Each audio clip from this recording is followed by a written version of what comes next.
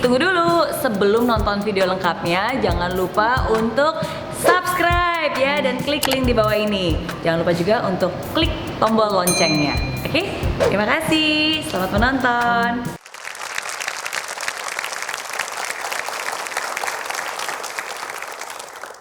Kita kembali lagi di Impossible. Dari impossible jadi impossible.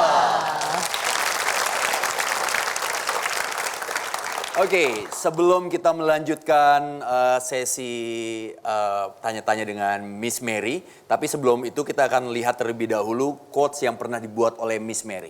Ini dia. Ketika badai datang, berhentilah menenangkan badai.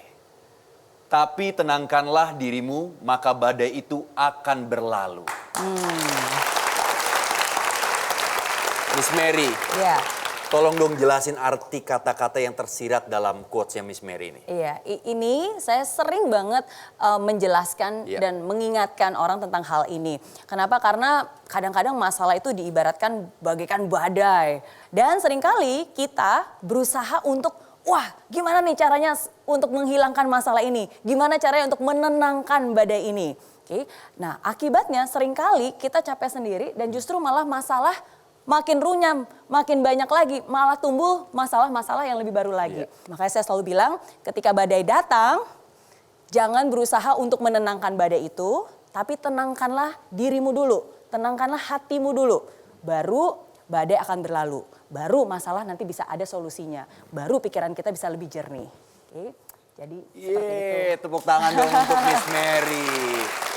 Jadi kuncinya tuh di kitanya dulu. Kita harus tenang untuk menghadapi permasalahan-permasalahan gitu ya, Miss. Nah, Miss kalau kita lanjutkan lagi tadi, selanjutnya apa, Miss? Nah, tadi kan Mas Ibnu bilang kalau sinetron biasanya kalau ada kabar buruk, shock. Oh, shock. Terus nggak mungkin. Nggak mungkin. Ini nggak mungkin, ini pasti mimpi. Habis itu biasanya gimana? Habis itu saya Ternyata istirahat benar. kalau nggak salah break saya. Saya nggak tahu waktu itu apa ya, break Cut kalau nggak gitu salah. ya? Iya, cut. Salah Scene actingnya berikutnya. salah.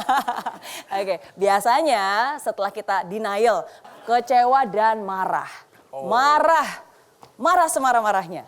Oke, nah jadi ini yang berikutnya. Angry. Oke, marah. Awalnya pertama-tama kita pasti marah. Marah ke sumbernya. Kalau misalnya ada orang yang bawa lari uang investor, marah. Mana nih orang? Saya cari, ya kan? Marah, mau balas dendam mungkin, oke? Marah ke keadaan, marah ke orang-orang sekitar. Bahkan seringkali akhirnya marah menyalahkan Tuhan yang di atas.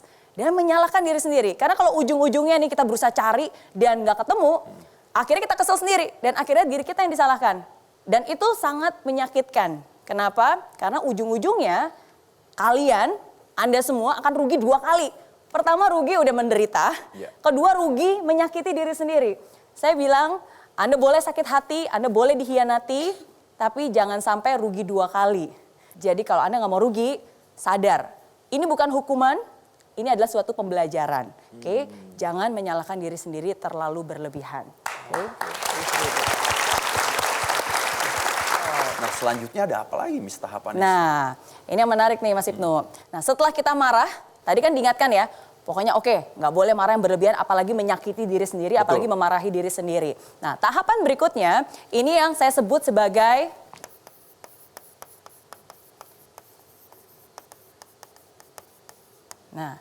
emotional roller coaster ya. Nah, emotional roller coaster ini menarik.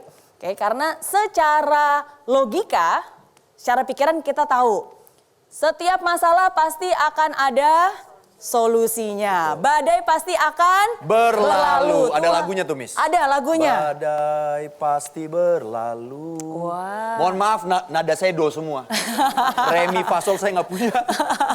Oke. Nah, secara logika kita tahu, tapi secara hati, hati masih berdarah-darah, masih retak. Nah, inilah yang saya sebut sebagai emotional roller coaster. Bahkan mungkin orang-orang yang ada di dekat sekitar kita itu bisa kena dampaknya, Miss. Betul. Bisa kita betein atau kita marah-marahin, bisa jadi kan? Betul, ya. Dan itu terjadi. Dan kalau itu terjadi, itulah sesuatu yang wajar. Wajar, oke. Kenapa wajar? Karena saya juga pernah mengalaminya. Nah, supaya kita bisa lebih mengetahui ya prosesnya. Mungkin sekarang siapa tahu ada yang sedang mengalami emotional roller coaster. Tuh, ditanya sama Miss Mary. Di sini ada nggak teman-teman yang pernah mengalami emotional roller coaster? Iya. Bisa di. Kamu ya tadi, kamu angkat tangan ya? Nggak angkat jemuran kan? Angkat tangan aja. Ya, silakan. Oke. Perkenalkan, nama saya Zulfia Rahmi, mahasiswa dari STT PLN Jakarta, asal dari Makassar. Hai Makassar. Halo. Saya ingin sedikit sharing. Iya. Dulu saya dibilang orangnya pintar menutupi kesedihan. Ya orangnya ceria, selalu riang kan. Tetapi seiring berjalannya waktu, sekarang saya mengalami semuanya itu udah nggak ada, udah berkurang. Karena saya sekarang sedikit-sedikit ya mengalami kesedihan. Jadi dulu saya kan merantau di Jakarta. Itu orang tua mama saya mengalami sakit parah kanker. Tetapi saya disembunyikan. Karena mama saya tahu susah untuk pisah sama orang tua saya. Jadi mungkin dia mengira kalau saya tahu kalau dia sakit, saya mungkin minta pulang ke Makassar. Kamu boleh tahu nggak kamu saat pas tahu orang tua kamu atau ibu kamu sakit kanker, saat itu apa Pada yang kamu saat rasain? itu saya memang 1 minggu itu merasakan gelisah di kosan. Aneh. Iya, jadi saya memutuskan untuk pulang ke Makassar. Itu saya pulang sendiri. Tanpa bilang sama orang Iya, tua di rumah. Tidak, ternyata mama di situ di rumah sakit. Dan pada saat di rumah sakit, di situ saya mendengar pembicaraan mama saya dengan dokter. Ternyata kankernya udah parah. Dan saya di situ ya kaget, shock. Kenapa ternyata kankernya itu udah lama tapi baru saya tahu. Mohon maaf, orang tua kamu sekarang masih ada? Enggak, udah meninggal pas 5 bulan setelah operasi. Kalau kamu ada kesempatan, misalnya saat ini, kamu masih bisa ketemu sama ibu kamu, apa yang akan kamu sampaikan? Saya ingin minta maaf Iya. karena dulu saya orangnya kalau mama melarang saya untuk pergi-pergi, untuk keluar sama teman, suruh belajar, saya selalu membantah. Apa yang paling kamu ingat dari orang tua kamu? Paling saya ingat itu dia nyuruh ke Jakarta untuk sekolah di sini. Karena saya orangnya nggak mau pisah sama mereka. Saya tidak mau ke sini, bahkan untuk pembayaran pertama pun. Maaf. Iya. Sufia, mungkin kamu bisa saya undangkan lagi. Sufia juga.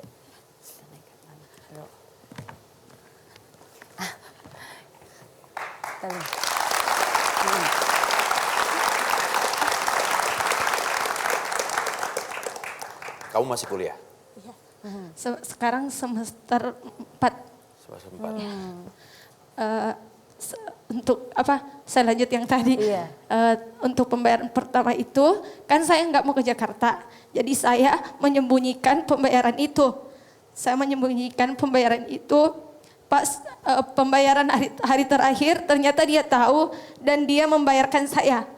Ya, itu sangat dipaksa untuk ke sini. Dan setelah saya pulang itu 1 minggu lebih saya di sini, ternyata ibu sudah meninggal. Itu saya disembunyikan lagi. Saya dalam keadaan tidur, orang sekolah saya ditelepon sama orang sana. Iya, katanya ibu saya meninggal, tetapi jangan beritahu saya dulu. Jadi saya disuruh pulang dulu, sampai sana mungkin baru ya dibilang itu. Tapi saya mendengar percakapan mereka lewat telepon. Dan saya langsung ya kaget, gak percaya kan. Karena ya sebelumnya itu kan dia udah operasi, dia udah sembuh. Kenapa tiba-tiba, kan saya juga sering menelpon setiap pagi. Nah itu ternyata saya dibohongi lagi. Setiap saya menelpon, saya kan minta video call supaya melihat orang tua ibu saya. Itu selalu ada alasan. Ternyata itu ibu dalam keadaan sakit parah dan dirawat di rumah sakit. Kadang nggak bisa bangun, itu udah parah banget. Dan itu membuat kamu Iya. sedih dan kecewa karena Kecewa. kenapa nggak dikasih tahu dari awal. Iya. Oke, tapi Sylvia, ini kan sudah terjadi beberapa bulan yang lalu. Iya. Apakah kamu sudah mengikhlaskan? Iya, ikhlas, iya. Jadi Sylvia, tadi ini teman-teman kita udah dengarkan sama-sama ya kalau memang Sylvia ini mendapatkan cerita yang sangat luar biasa. Nanti kita akan cari solusinya Iya, mungkin ya, nanti kita akan bedah juga nih. Saya akan kasih tahu karena juga. saya juga pernah Iya. mengalami kesedihan yang kita semua pernah mengalami kesedihan. Betul. Jadi terima kasih sudah berbagi, nanti Iya. kita akan lanjutkan setelah yang satu ini.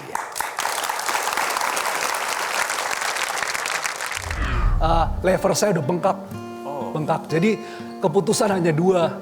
Saya menyerah atau kedua saya selesaikan pertandingan saya meskipun saya paling belakang.